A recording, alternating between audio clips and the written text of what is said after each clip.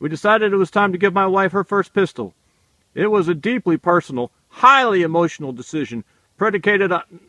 Yeah, no, it was just emotional and personal. Stand by to say hello to her little friend. Cue the intro.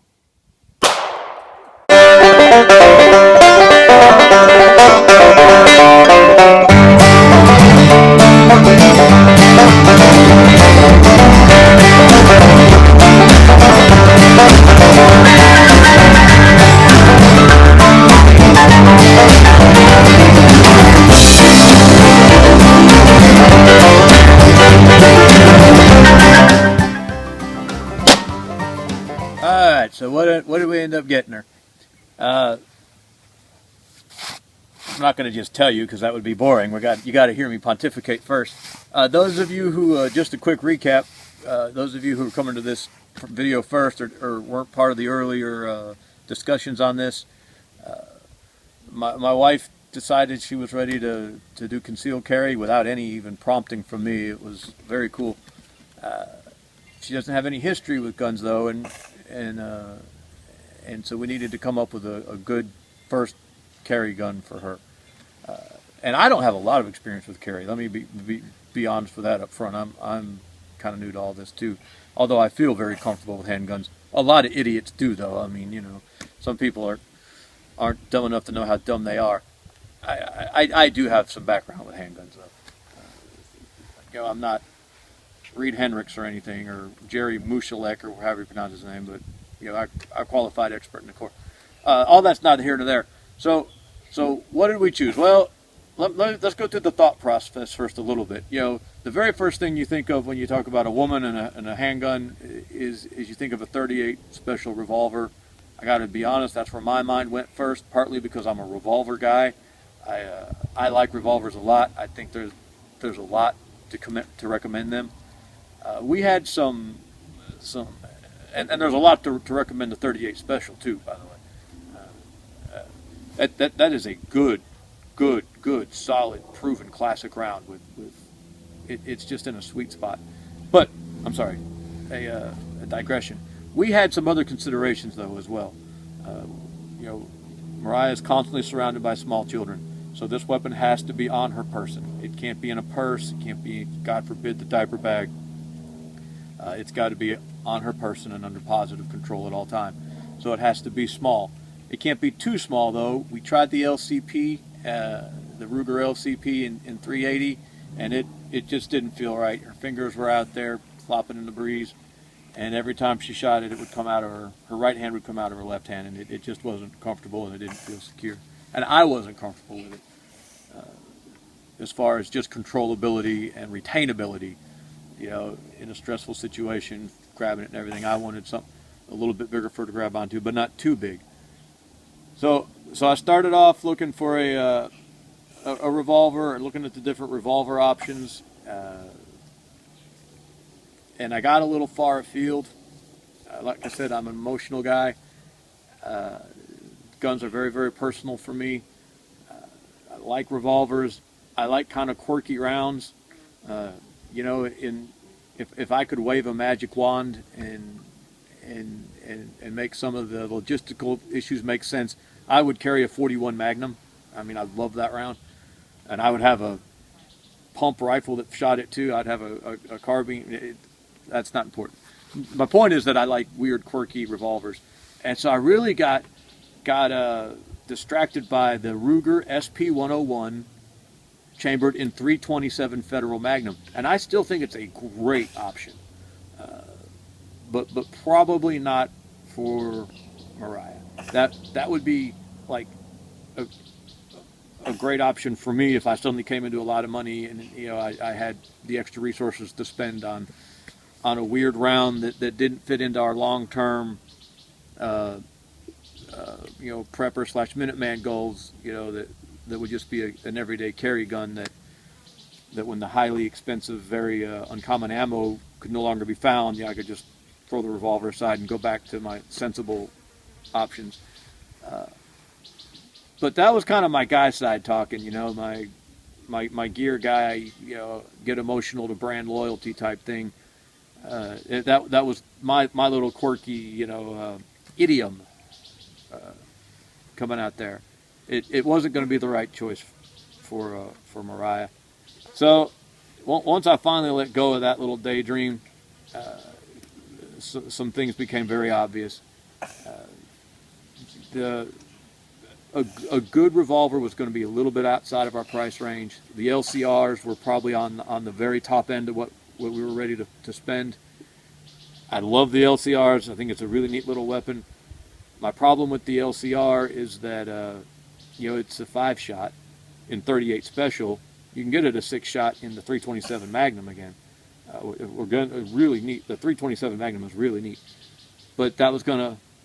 It was probably, in my opinion, going to be too hot, and we had the whole issue of 327 Magnum being a little expensive to shoot, and the LCR is a snubby. I mean, it's a snubby, and I'm not a barrel length is a big issue for me. I'd like to see at least a 2-3 inch barrel.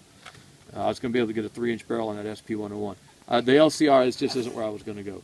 If I got it in 38 special, we're going to be down to 5 shots.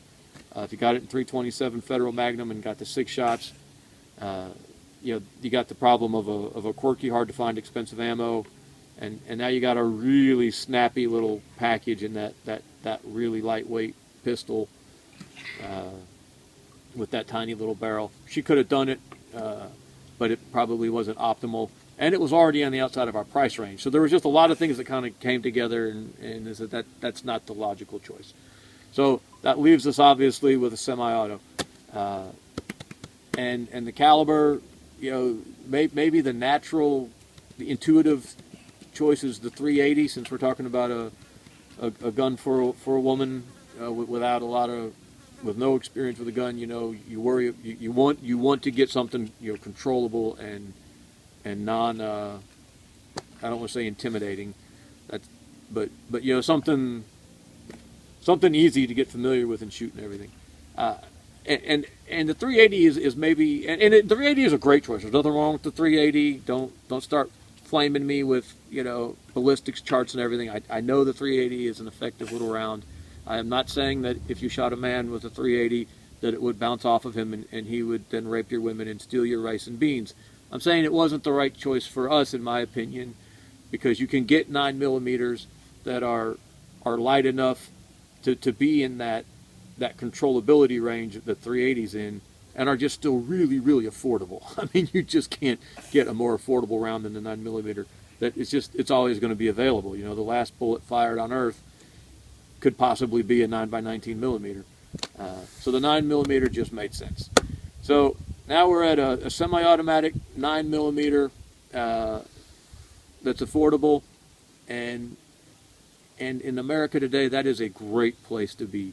The affordable 9mm semi-automatic market is just wide open. I mean, I would hesitate to speculate how many different affordable semi-automatic 9mm are in America today, but we live in a golden age of firearms, and that particular segment right there is probably the largest one, at least in the handgun market. I am sure. So I started looking around for a semi-automatic 9mm that was affordable and compact, but not too compact. And like I said, options were just myriad, and none of them were bad. I mean, think about it. You can go with a high point for $160, and curl your upper lip and sneer, but that gun's going to shoot. For $160, you will be able to get a gun that when you pull the trigger, it will go bang at ranges. That's my criticism of the AK-47, by the way. But pistols and rifles are different. Yeah. When you tell me that about the AK-47, I sneer and curl my lip. When you tell me that about a 9mm handgun that's shooting 25 yards, now suddenly that argument makes sense. I didn't go with a high point. But what I'm saying is this segment is just gigantic, and there's no bad options in here. Smith & Wesson makes the Shield that everyone loved. I think it's one of the most carried handguns in America. Everyone wanted to talk about the Glock.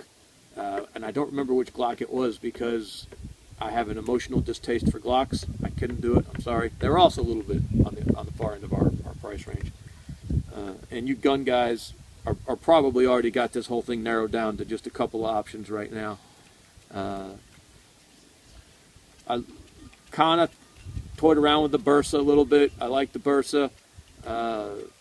You know, the Sig would have been beautiful, but obviously the Sig's way out of our price range.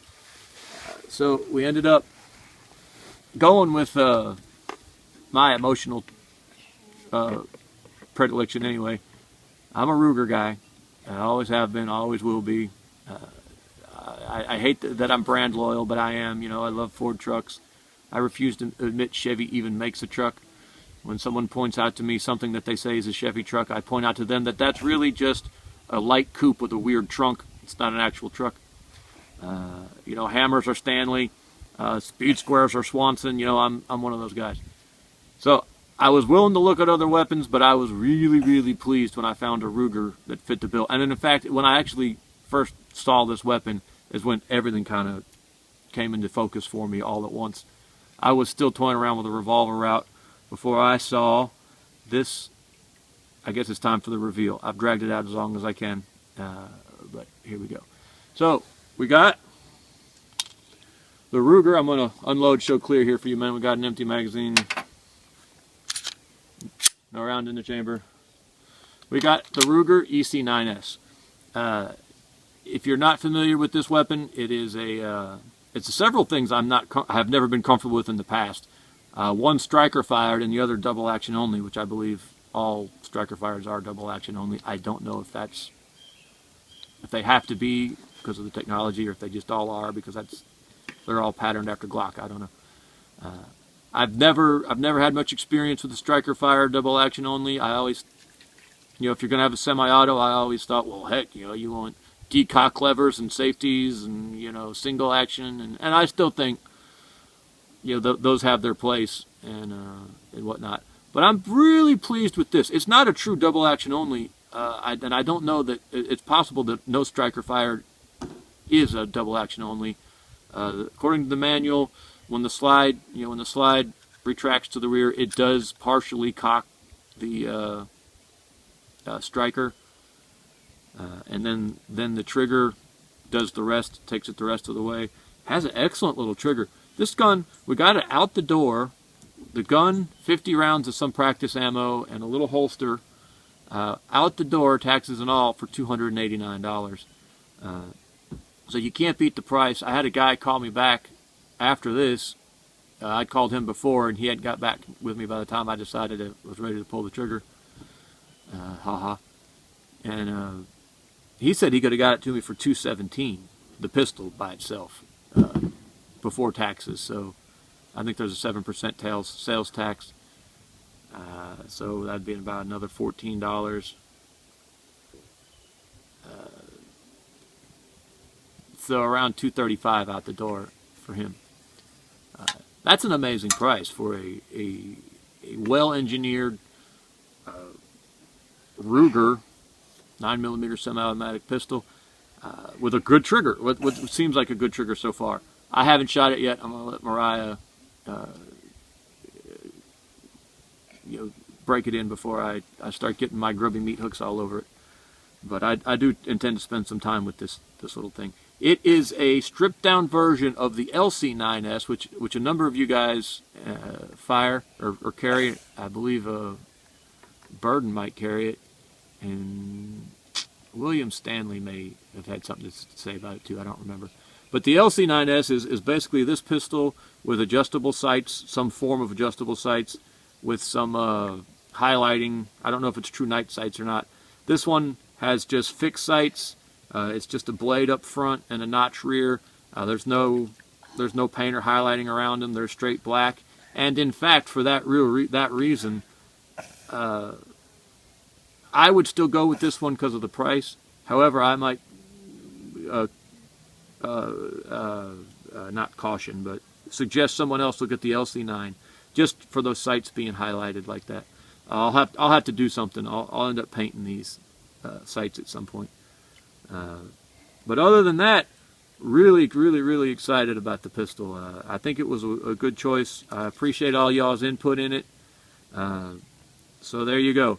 If you decide to get froggy with my beautiful bride, you will get fed 8 rounds. It's 7 + 1, 7 in the magazine, 1 in the pipe. You'll get fed 8 rounds of some form of 9mm delivered to you from a Ruger EC9S.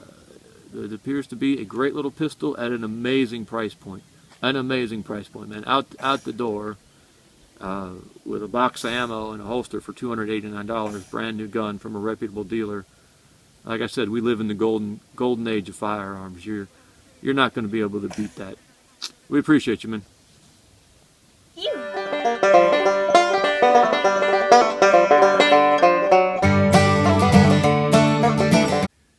All right, how was your first shot from your very own handgun? A little nervous.